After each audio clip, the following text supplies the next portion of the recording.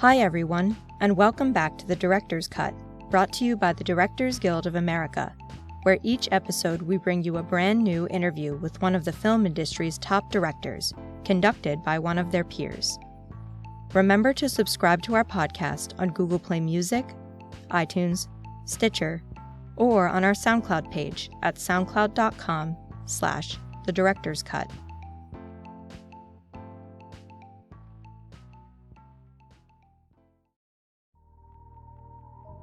This episode features Spanish director Pedro Almodóvar's 20th feature film, Julieta, which was screened as part of the DGA Global Cinema Series. The series aims to spotlight landmark foreign films for DGA members and guests by presenting screenings of contemporary, classic, and independent films, as well as conversations with their directors. Julieta tells the story of a middle-aged woman inspired to reconnect with her estranged daughter Antía, after a chance encounter with Antilla's former best friend. The film explores the complexity of fate, guilt, and the mystery that leads people to erase those whom they love from their lives as if they had never existed, as Julieta tries to learn why Antilla abandoned her after the death of her husband and Antilla's father. Julieta earned a nomination for the Palme d'Or at the 2016 Cannes Film Festival. Following the screening of the film at the DGA Theater in New York, Mr. Almodovar spoke about the challenges of making Julieta with director Jonathan Demme. They discussed Mr. Almodovar's process for casting actresses to play both the older and younger versions of the title character, how his approach to directing this film was similar to directing a Greek tragedy, and his meticulous attention to detail when it comes to which elements show up in frame.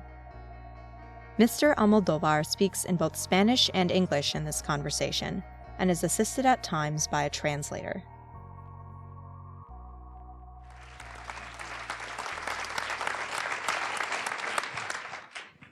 Thank you so much. Thank you for coming and thank you for the answer. Pedro, you've been at the Directors Guild Theater before. Yeah. Yeah. Mm-hmm. So you, because it's you, probably always have an audience this big, but it's not normal to have an audience this big. Oh, no, I think never is normal. I mean, a reception like this is always a surprise and a kind of miracle. So I never expected. So I really appreciate. No, but I'm glad you explained me that. And I want to go one step further because I don't know if you realize, if it's possible for you to realize, but there is no greater cinematic event in New York than the new Almodovar. There's nothing like it. Really? Yeah. Even Scorsese doesn't get this because he lives here. Oh, yeah, maybe, true. But no, in this case, Scorsese and I, we make the choice of the same title. So, a Silence, because this movie, at the beginning, it was named Silence because one of the three stories of Alice Munro, the third one, but also in, the Saseko Endo, the Japanese novel, where is based the Martin Scorsese movie is also Silence, and we hesitate because also Silence is not only the title of one of the stories, but also it's something very important for this movie. But we hesitate. Thinking about at the same time Martin was shooting something, so we decided just to call it simply Julieta. But just thinking about the Scorsese, Silence was also the title of this movie. So, Pedro, instead of, soon we'll open it up because I know people here will have many questions. Mm-hmm. But instead of a question, I'd like to tell you a very quick story from my past that I kept thinking, of course, even in years gone by, we've talked about Douglas Sirk together and how much you love and how much I love and everybody. So, many years ago, in the late 60s, I was living in London. Mm-hmm. And they had a retrospective for Douglas Sirk, and he came to London. And I was friends with his biographer, John Halliday. I still am. And therefore, I got to meet Douglas Sirk and spend time with him and see his movies with him at the National Film Theater. So then he left, that moment passed, and then a year or two later, I was at John Halliday's house. And Douglas's wife, Hilda, had sent a letter requesting the address of Peter Wolin, who was another great writer of cinema back in the day. So John said, well, let's call and give him the address and we can say hi. So John dials the number and Hilda answers, and hello. And John says, well, I've got the address of Peter Wolin for you. It's 21 Stanhope Gardens. I was on one extension listening to this extension. 21 Stanhope Gardens. And Hilda says, okay. And John says, 21 Stan, as in Stan and Ollie, and Hope. And then you hear the voice of Sirk, who we didn't know was on the phone, go, and so John says, and Hope. And you hear Sirk say, as in despair. Is there a possible thematic connection with this film somehow? Well, let me ask her something else, because I don't know if I understood properly. Sí.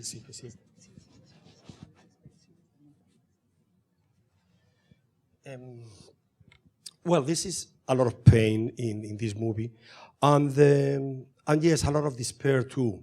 But I mean, for this mother, this kind of despair is not so baroque that in my other movies. I mean, this is not the first time that I make a movie about motherhood and, a mother with problems. But comparing to the other movies, with Volver, The Flower of My Secrets, High Heels, and this is a more passive mother. And I think this is because she is trying to struggle against an incredible sense of guiltiness. Esto hace que esta madre sea bastante distinta de las madres anteriores y que tenga ese tipo de desesperación sorda, digamos, que una madre como Penélope Cruz en Volver, si está desesperada, grita. Y esta mujer es incapaz de gritar, pero hay mucha desesperación. Creo que, quiero decir, no soy padre, pero me imagino que si a un padre o una madre lo abandona su hija, creo que no debe haber un dolor parecido a ese. So this is a very different kind of mother than my other mothers. She definitely does feel despair, but it's sort of a silent despair. She's not a mother who screams. And I really don't think there's anything worse that could really, even though I am not myself a parent, I don't think there's anything worse that can happen to a parent than what happens to this particular mother. Yeah, the film is so gripping, and it's pure Almodovar, but we can see little salutes to Alfred Hitchcock. Is it possible? Yeah, it's very difficult just to avoid Alfred Hitchcock. I think it's just, for me, it's like the man that invented cinema. If you are in a train, it's impossible not to think about North by Northwest or Stranger in a Train, or even in The Lady Vanishes. So I was, I have Hitchcock in mind, even without realizing at the moment. No, but it's true that the mystery in this movie is not, the suspense, it's just the fact of a daughter, something that leads a daughter to erase her mother from her life.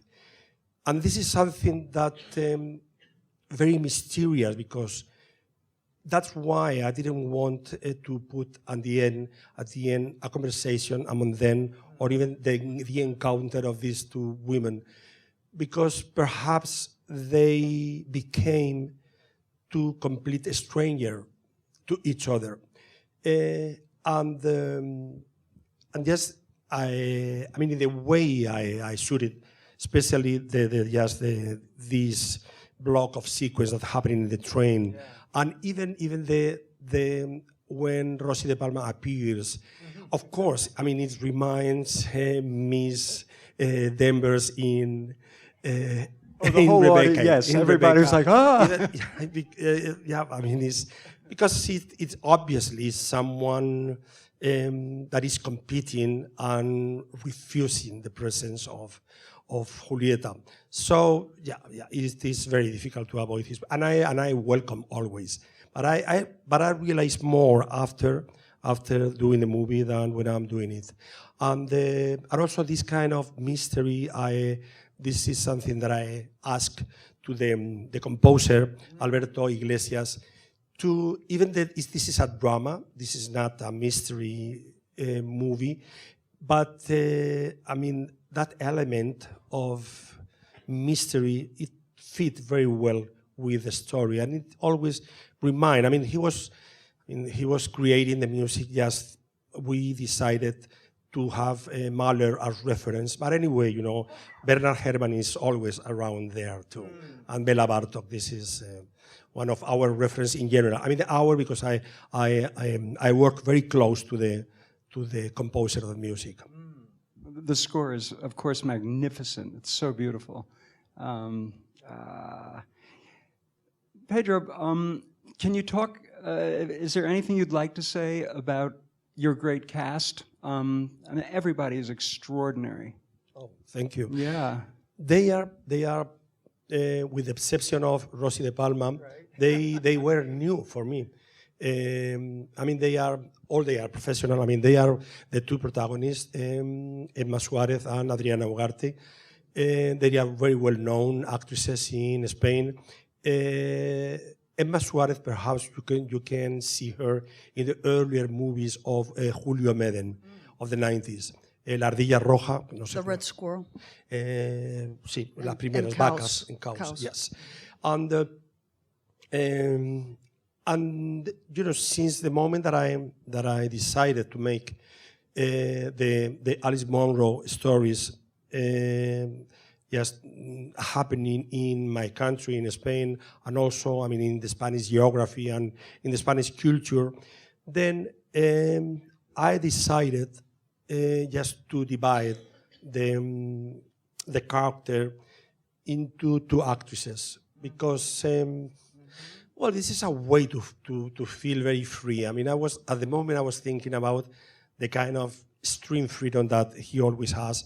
I'm talking about Luis Buñuel when he did that obscure Object of Desire, that he divided the character not for ages, because here the explanation is that I wanted someone young for the earlier years and someone mature, just to have all that pain in the face for the Julieta when he's older. But Buñuel did it with two actresses of the same age, Ángela Molina, for just the more passionate moments of the character, and Carole Bouquet for when the character was cold and distant. And I always admire this kind of freedom that he had without giving any kind of explanation. So I was concerned because I mean, I have very clear in my mind just to divide between these two different actresses. But till the end, you are not sure that really, I mean, the people just see in a natural way. I mean, these two faces, that they are very different. But no, now I'm glad that I did it. I'm talking about the castings. And well, besides Rosie De Palma, I also work again with Dario Grandinetti, which is Lorenzo, I mean, the Argentinian man at the beginning of the movie, that he almost played the same character than in Talk to Her. I mean, a man who is the best company of a woman who is in a bed with problems and sorrow and all that. And yeah, I mean, no, I asked him, I mean, just apologizing because the character was very similar. But really, I mean, I liked this guy a lot. And I needed a good, I mean, very good actor to be there. I mean, not explaining his story because the movie is not about him, but we have we need to see. I mean, I wanted to see that he's the best support for Julieta, and just walking in the shadows, trying to watch her and all that. And the rest, they are young Spanish actresses, beautiful, all of them. But I made an audition for all of them. I mean, even for Emma Suarez and Adriana Ugarte, because they were new for me, and you never know. But I'm very happy. I mean, so I got the feeling that many things were new for me in this movie. I mean, one hand, I mean, I was inspired by these Alice Munro stories that happened so far, I mean, very far from Spain. And even I felt very free when I was adapting the stories. But at the same time, the style of Munro demanded me to change something. I mean, to change the way of directing the movie, and even just to try to be. And it was really very deliberated, very restrained, and very austere. And I mean, my character is not that. I'm very baroque, but I don't know if it's just the passing of time, that I'm getting older, or because Miss Munro demands me just to be, I mean, a kind of control that I don't mean that is like la negación de las películas que había hecho antes. A negation of my previous films. No, it's not that. Simplemente que la historia de esta mujer me pedía, casi por una cuestión de respeto con el personaje, la mayor contención posible. So it's actually this woman's story and sort of the spirit of having a respect for her pain that she required this kind of restraint from me. And this was an incredible experience for me. I mean, it doesn't mean that I will keep on making this type of restrained drama, but it was a very good experience for me as director, and also as, you know, sometimes it was funny that I was trying to take away the humor. So, I mean, for example, above all with Rossi, and also with the sequence with Adriana Ugarte and the young and very young Antia. And during the rehearsals, I mean, like it always happens with me, the humor arrives, and it was sometimes very funny. And with Rossi in the kitchen, always we improvised something that it was a lot of humor inside. And but for the first time, I refused that possibility for the first time. And try, I mean, not to have people singing or dancing, or or even try to avoid the sense of humor for the first time, and perhaps the only time in my life. Well, it's everything you described just now. Yes, I understand what you're saying, but I find it amusing that you consider this film restrained, because emotionally, for us, it's so turbulent, and the mystery is so intense, and the cinema is just extraordinary. Every shot you do, Pedro, is amazing. And it's just... Thank you.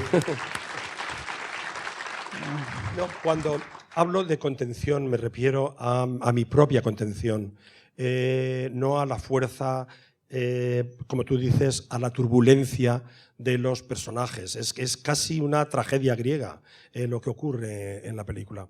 Yeah, so when I speak of restraint, I'm speaking of my own restraint. I am aware that it's not really about the turbulence of the feelings in the film, but just my approach to it, which is almost like a Greek tragedy. Pero por ejemplo, lo que pretendía era, quiero decir, en la película ocurren cosas atroces. Evitar verlas. Por ejemplo, hay varias muertes. Bueno, hay un momento en que Julieta tiene que reconocer el cadáver de su marido, un hombre incompleto en ese momento, pero pretendía que fuera un drama muy intenso sin escribir, sin embargo, las secuencias más escalofriantes de la historia, sino toda esa parte incluirla en las diferentes elipsis que tiene la película.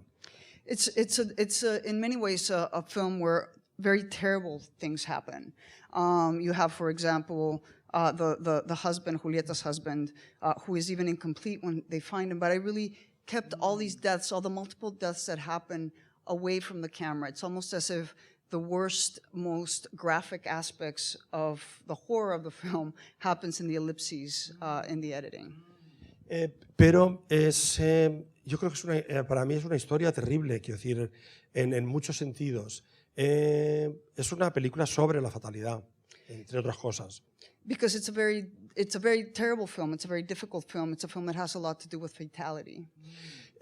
Al fin y al cabo, Julieta tiene una vida trágica, casi como, quiero decir, el destino se encarga de castigarla, pero sus únicos errores es no haber sido simpática con un hombre en el tren y dejar a su marido con la palabra en la boca en el momento que descubre que se ha acostado con una amiga. Sin embargo, estas dos conversaciones interrumpidas por ella, para el personaje le crean un sentimiento de culpa ilimitado, porque estos dos hombres, la última imagen viva que experimentaron y las últimas palabras que oyeron fueron las de su rechazo. Y eso es terrible para el personaje. So for Julieta, she really suffers a terrible story. It's almost like fate punishes her. And the mistakes she makes are very subtle mistakes, like she doesn't talk to the guy on the train. But yet she has to suffer the consequences of having, in this case, two men, right? One man who dies on the train, and then the husband who the last thing they ever saw was her back turning on them. And even though it's not her fault, she still feels a great sense of guilt. Yeah, this touches us so deeply. The film is so moving. Pedro, one last small question from me, and then we'll have time for a couple from the audience. So, I have night 3, so I can be here until you want. Okay, so Julieta and Lorenzo go to the cinema. Julieta? They go to the cinema together. Yeah. Mm-hmm. We see some posters outside. Did you have any hand in the selection of the posters, and do you remember what films they were?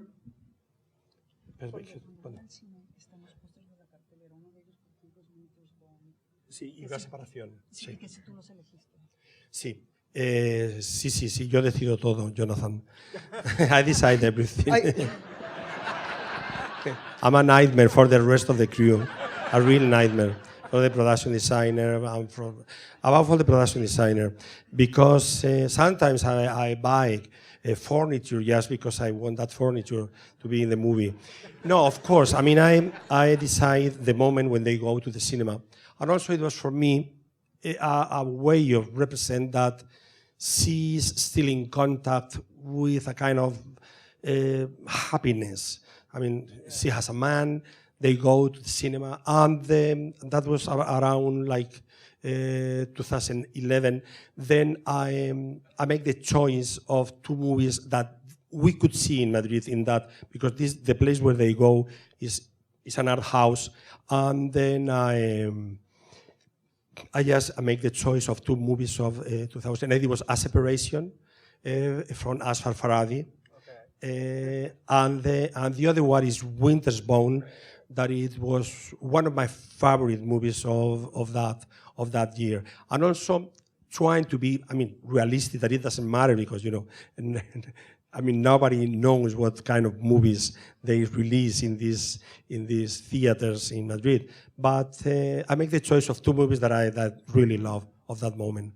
No, in these cases, you know, I mean, this is very important for me. I mean, just to, for example, when just the decoration. I mean, when she is at home, at the beginning, that is in an empty place.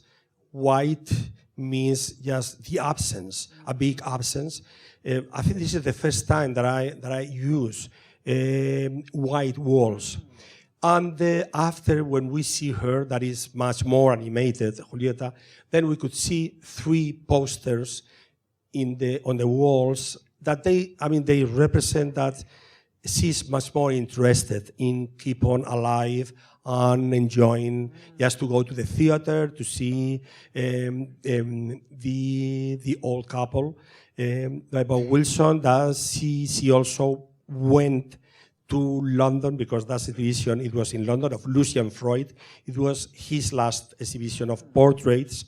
And also they were close to that, a painting of one hyper-realistic Spanish that I love, Antonio Lopez. And what I try with something so simple as to put, a poster of one exhibition, is just, to explain that about the character, but also to have a kind of interaction between the character and, for example, Lucian Freud, when she's like, cuando está escarbando en